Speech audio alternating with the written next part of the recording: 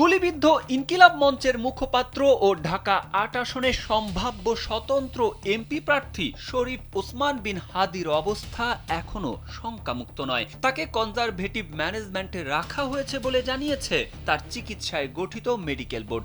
ইতোমধ্যে হাদিকে গুলি করা একজনকে শনাক্ত করা হয়েছে, শিগগিরই তাকে গ্রেপ্তার করা হবে বলে জানিয়েছেন ডিএমপি কমিশনার শেখ মোহাম্মদ সাজ্জাদ আলী। আর এবার হাদিকে গুলি করা ব্যক্তিকে ধরিয়ে দিতে পারলে ৫০ লাখ টাকা পুরস্কারের ঘোষণা দিয়েছেন স্বরাষ্ট্র উপদেষ্টা লেফটেন্যান্ট জেনারেল অবসরপ্রাপ্ত জাহাঙ্গীর আলম চৌধুরী। শনিবার সচিবালয়ে স্বরাষ্ট্র মন্ত্রণালয়ের সভাকক্ষে আইন শৃঙ্খলা সংক্রান্ত কোর কমিটির সভা শেষে সংবাদ ব্রিফিংয়ে এ ঘোষণা দেন স্বরাষ্ট্র উপদেষ্টা। এ সময় জাতীয় নির্বাচনে শান্তিপূর্ণ পরিবেশ, আইন শৃঙ্খলা পরিস্থিতি নিয়ন্ত্রণ ও ফ্যাসিস্ট টেরোরিস্টদের দমনের উদ্দেশ্যে অবিলম্বে অপারেশন ডেভিল হান্ট ফেজ 2 চালু করা হবে বলেও জানান উপদেষ্টা।